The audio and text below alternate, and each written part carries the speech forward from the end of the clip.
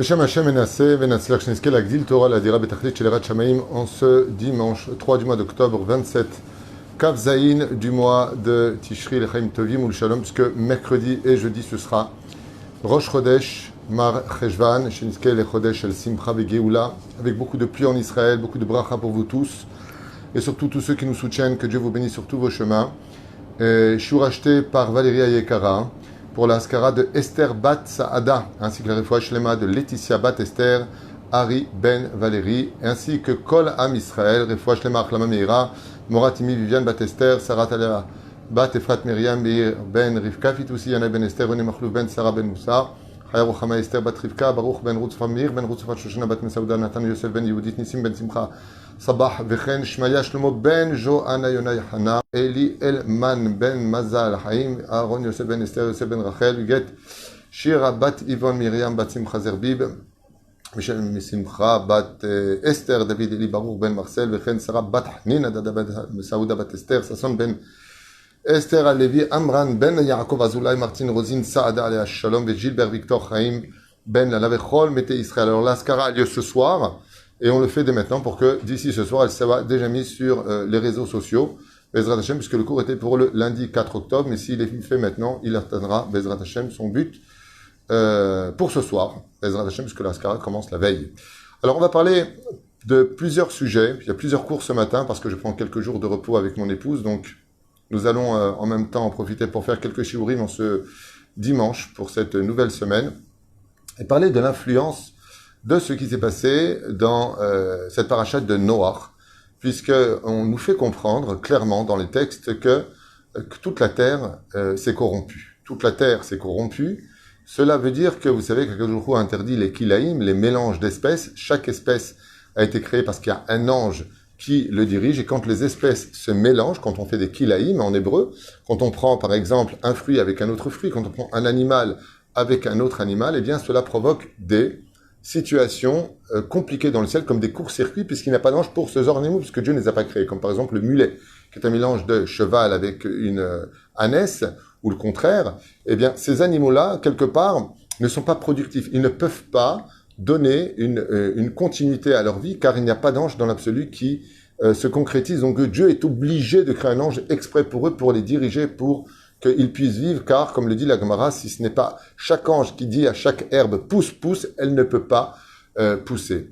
Malheureusement, on nous apprend que dans les conditions de la création du monde, quand Dieu a créé jour 1, jour 2, jour 3, jour 4, jour 5 et jour 6, jusqu'à la création de l'homme, eh bien, le monde a été créé pour l'homme. Ça veut dire que le garant de la santé de la terre, c'est le comportement de l'homme. Comme on l'a vu dans la paracha de Ha'azinu, Hashamayim ve'aret, Ha'azinu Hashamayim.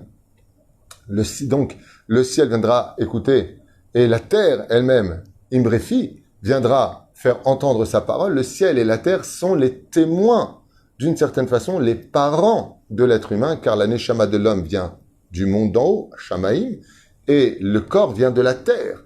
Ce qui fait que le ciel et la terre sont automatiquement influencés, sont le baromètre de la conduite de l'homme. C'est pour ça que la Gemara nous apprend dans Masechet Ta'anit que quand le peuple d'Israël ne se comportait pas bien, eh bien, les pluies cessaient de tomber. Car le ciel étant témoin de la conduite de l'homme, les geshamim, gashmiut, la matérialité ne descendait pas dans ce monde par rapport à notre conduite à nous. Donc, arrangeons-nous égale fin à la famine, sans faire de jeu de mots, fin à la famine, pour comprendre qu'en réalité, l'abondance dans ce monde, c'est nous qui la provoquons. Dieu, il reste toujours bon. Est-ce que nous, on mérite ou pas? Ça, c'est une autre question. Là où ça devient inquiétant, c'est que on comprend que du ciel, il puisse y avoir des météorites qui puissent s'écraser sur la terre. On peut comprendre que le ciel ne veut plus donner, malheureusement, ses pluies et sa bénédiction, que Chaz Shalom, le soleil refuserait Chaz Shalom de se lever ou de laisser apparaître. Une rassera quand il fait gris comme ça et que c'est recouvert de nuages. Donc, effectivement, le beau temps et la pluie dépendent de nous. Ce n'est pas Dieu qui décide. Le ciel et la terre sont reliés à la conduite de l'homme. Quand on dit que quand il fait beau pour tout le monde, c'est quand on parle du tzaddik. Par le mérite de Rabbi Hanina Beni, dit la Gemara, parmi d'un seul homme qui était Rabbi Hanan ben Dossa, toute la terre était nourrie. Donc on voit bien que la nourriture, comme Yosef HaTzadik, parce qu'il était tzaddik, il a pu nourrir toutes les nations du monde à l'époque de la famine en Égypte. une famille terrible, comme on n'en a jamais vu. Mais la reine, la terre aussi a ses influences. La terre a ses influences, et donc, quand l'Oranil Velo Alechem, nous avons une mauvaise conduite, étant donné que les 5 jours qui précèdent la création de l'homme ont été créés pour l'homme, Velares Natan Ivne Adam, Dieu l'a donné à l'homme, eh bien, les espèces minérales, végétales et animales vont être automatiquement influencées par notre conduite. Et c'est ce que nous apprend la paracha de Noach. Si Chas Shalom, les hommes se mélangent, les hommes avec les hommes, qui est anti-nature, les femmes avec les femmes, ce qui est anti-nature, c'est pas productif. Si Chas Shalom, on vole. Si Chas Shalom, on jette sa semence. Si Chas Shalom, on n'a pas d'empathie l'un pour l'autre. Si Chas Shalom, on est moqueur les uns vis-à-vis des autres. Si Chas Shalom, notre bouche ne cesse de parler des uns et des autres. Résultat des courses, les plantes se mélangent et vont créer une nouvelle espèce. Au Sechadashot, Baal Milchamot. Et automatiquement, le monde se corrompt. Se corrompre. La nature va se corrompre. Ce qui fait que les espèces animales, les mâles iront avec les mâles. Les femelles iront avec les femelles. Le singe ira avec le zèbre. Le lion ira avec le porc. Après, il le dévorera. Mais une folie va désorienter, circuiter totalement le fonctionnement du monde. On apprendra que la nature, en réalité, n'obéit qu'au fonctionnement de la moralité humaine. Car quand Dieu a créé le monde, la nature en elle-même est parfaite. Elle correspond à une rotation de vie où elle n'a pas besoin de l'homme. La nature peut vivre sans l'homme. Car quand Dieu l'a créé, il l'a créé sous l'amida de Elohim, de rigueur. La nature s'autogère elle-même. Elle n'a pas besoin qu'on vienne faire quoi que ce soit. Par exemple, regardez ce qui se passe dans les savanes. Regardez ce qui se passe en Afrique. C'est fou. Akadosh Baruch Hu fait tous les ans, à la même période, prendre feu dans toute la savane. Ce qui fait que toute la savane est totalement brûlée. Il n'y a plus rien à manger. Ensuite, des pluies diluviennes tombent et vont renouveler les racines à l'intérieur. L'Oyeuman qui est sous part, toute la savane, tous ces déserts qui étaient totalement brûlés, refleurissent, sont totalement verdoyants. Les arbres, les plantes repoussent de nouveau et les animaux peuvent manger à satiété. La nature s'autogère parce qu'elle est dirigée par Elohim. Il y a de la rigueur, il y a des frontières, il y a des règles à respecter. Tant qu'on respecte les frontières, le territoire des hyènes, ce n'est pas le territoire des lionnes. Et si une autre hyène d'un clan pénètre dans la nature, le territoire d'un autre clan ou un loup pénétrerait le territoire d'un autre clan de loups, il se fait abattre. C'est pour ça que le mot nature en hébreu se dit Hateva, la nature. Hateva gematria Elohim. Dans le monde de la nature, c'est Elohim Midatadin qui gère les choses. Parce que quand on veut tenir une nature, quand on veut tenir un pays, il faut de la rigueur. Pas de la dictature, mais bien définir ce qui est permis de ce qui ne l'est pas. Ne pas dépasser les limites et ne pas devenir hors la loi.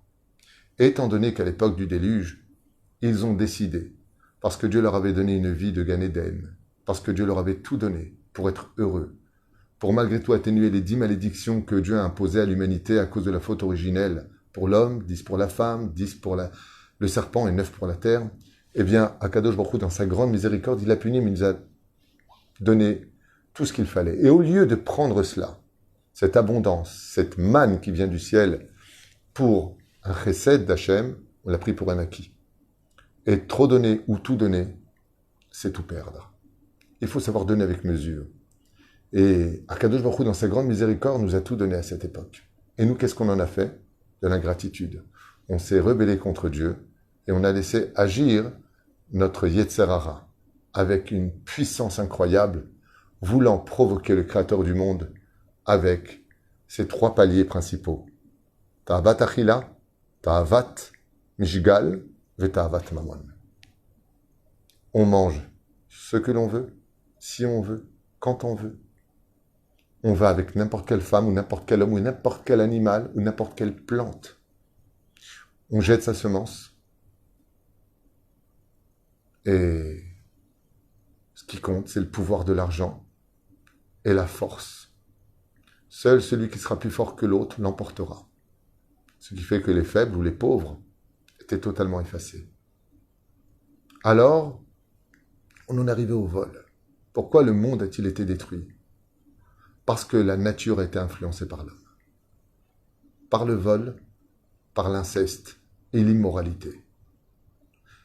Ce qu'il y a de terrible, et surtout la colère, derrière Hagav. J'ai lu quelque chose de magnifique à ce propos. Il y a marqué « Et les toldot Noach ». Noach ish tzadik. Qu'est-ce qui gérait tout ça? C'est la colère. Noach en hébreu veut dire être paisible. Pourquoi est-ce que Noach a-t-il été sauvé? Chazal écrit, j'ai lu ça hier, c'était magnifique, parce que Noach ne se mettait jamais en colère. Il réfléchissait. Par contre, tous les habitants, tous les animaux, toutes les plantes étaient colériques. La colère mène au maboul, la destruction. Sachez une chose, chers amis, je sais que vous le savez, mais ça fait du bien de le rappeler. Au moins 50% des disputes dans les couples et des divorces sont véhiculés par la colère. Qui est noir dans ce monde? Qui est tzaddik? Celui qui est noir, celui qui est paisible. On peut très bien parler, viens, on parle, on se calme. Bon, argumente, j'argumente, je vais te prouver que tu as tort ou que j'ai raison, ou le contraire, que tu avais raison et que j'ai eu tort et je te ferai mes excuses. Noach était le seul qui était noir. Comme ça dit Chazal, c'était une génération de colère absolue. Et dans la colère, tout m'est dû. Dans ma colère, je peux te frapper, te voler, te spolier, te souiller. Je peux dire de toi ce que je veux, prendre qui je veux. Je fais ce que je veux. Vous connaissez cette phrase? Je fais ce que je veux. C'est pour ça qu'il y a eu le déluge. On ne fait pas ce qu'on veut dans la vie. Il y a des lois quand tu prends la voiture. Il y a un feu rouge, il faut t'arrêter. Il y a un céder le passage, il faut freiner. Il y a un sens interdit, il ne faut pas y aller. Et si tu y vas, parce que tu vas provoquer ces débouchons, au pire, des accidents, au pire, la mort. C'est ce qui s'est passé. Le monde ne peut être géré qu'à travers des limites. Là, le Zohar nous dit, entre autres, pourquoi Dieu a créé les rivages? Pour ne pas que les océans, la Gemara aussi le dit d'ailleurs, envahissent le monde. Les rivages que nous avons de sable, qui sont comme une éponge, si Dieu ne les avait pas créés, toutes les villes seraient envahies et ensevelies sous les eaux. Quand on n'a pas de limite dans la vie, notre influence est automatiquement dévastatrice. C'est très intéressant de constater que jamais à l'époque, pendant les siècles qui se sont écoulés, on a entendu parler de l'environnement, de la gravité, de la détérioration de la terre, de la pollution dans les océans et sur les rivages. Aujourd'hui, on en parle constamment. Parce qu'on n'a jamais été aussi immoral dans l'histoire qu'aujourd'hui. Avant, on avait honte d'être quelqu'un d'immoral. Aujourd'hui, on s'en vante. Avant, on avait honte d'être voleur. Aujourd'hui, on s'en vante. Avant, on avait honte de prendre une femme mariée. Aujourd'hui, on la montre. Avant, on avait honte de montrer son corps. Aujourd'hui, on l'exhibe sur tous les réseaux sociaux. Avant, quand une fille sortait avec une jupe courte, ses parents lui disaient « Mais t'as pas honte ?» Aujourd'hui, les mamans elles-mêmes sortent avec des jupes courtes. On est dans un monde où les frontières ont été brisées. La moralité est devenue immorale et l'immoralité est devenue la moralité. On est dans un bilboul, dans un déluge, où on ne sait pas où on va dans l'éducation, on ne sait pas où on va dans les couples, on ne sait pas où on va. Un jour, j'ai posé une question à une femme qui m'a posé la question « Pourquoi je ne trouve pas mon mari ?» Je lui ai dit « Vous, pourquoi vous pensez que vous ne le trouvez pas ?» Elle me dit « Je ne sais pas, il y a tellement d'homosexuels autour de nous.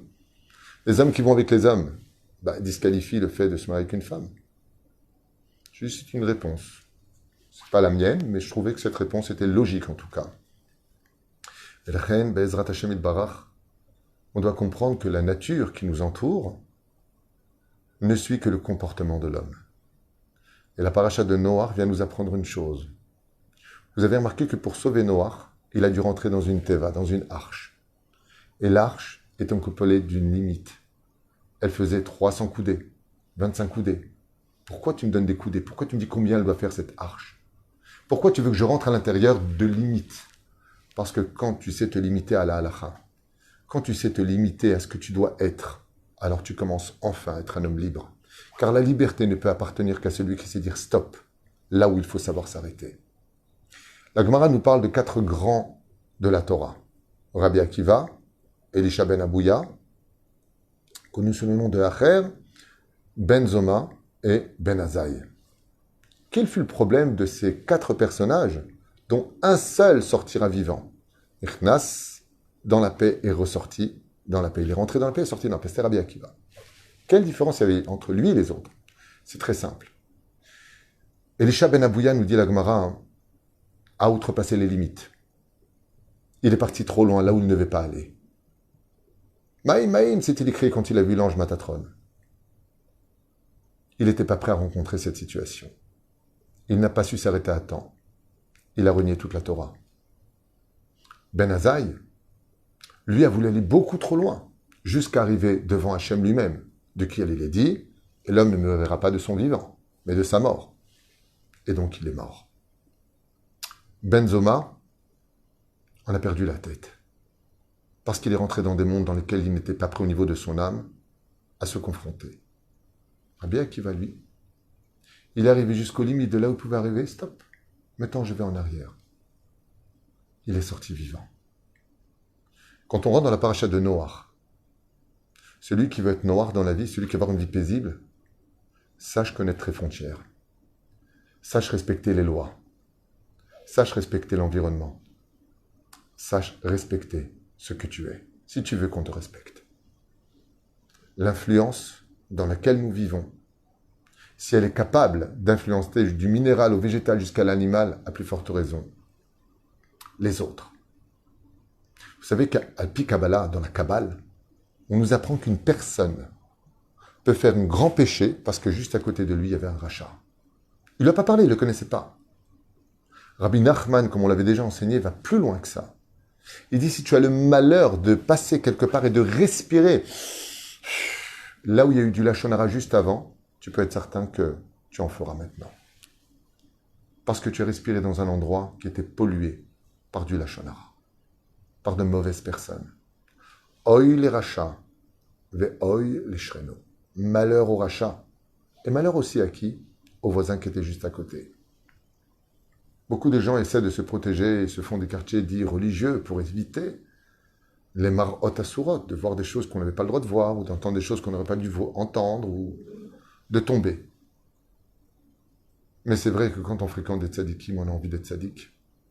Et quand on est sous la compagnie, malheureusement, de personnes néfastes, on devient soi-même néfaste. J'ai connu de très très bons, vraiment de très bons amis, des gens qui avaient une grande moralité, et qui malheureusement ont eu le malheur, mais mamache le malheur, de rencontrer des personnes de mauvais augure, des arnaqueurs, des personnes mariées qui vont en boîte de nuit, qui commandent des bouteilles de champagne sur le dos des autres, et qui amènent des femmes pas fréquentables. Et ils sont devenus pires qu'eux. Aujourd'hui, ils ont des tatouages, ils ont divorcé de leur femme, Hashem yishmor v'yirachem, alors que c'était des gens magnifiques. Ils ont juste eu le malheur de rencontrer des habitants de l'époque du Maboul, là où les frontières n'ont plus de limites, là où faire du mal à l'autre n'a aucune conséquence pour moi. Si mon bonheur peut se vivre sur ta tête, un Ibaïa, parce que je n'ai plus de conscience. Noach a dû retrouver une conscience dans une arche, lui, ses 3 fils et ses 3 belles-filles, avec un monde animalier dans lequel, en sortant de l'arche, toutes les limites ont été réinstaurées, mais vont être dépassées par un nouvel événement qu'on appelle la tour de Babel. Et c'est ce que je vous invite vivement, Bezrat Hashem, à écouter pour le prochain shiur, Bezrat Hashem Itbarach, parce que ce shiur-là était donc pour la Askara de Esther Bat Saada, Alea Shalom, Refouach Lema, de Laetitia Bat Esther, Harry Ben Valérie, et Kol Am Israël. Et je vous dis à tout de suite pour le prochain shiur, Bezrat Hashem Itbarach. À tout de suite.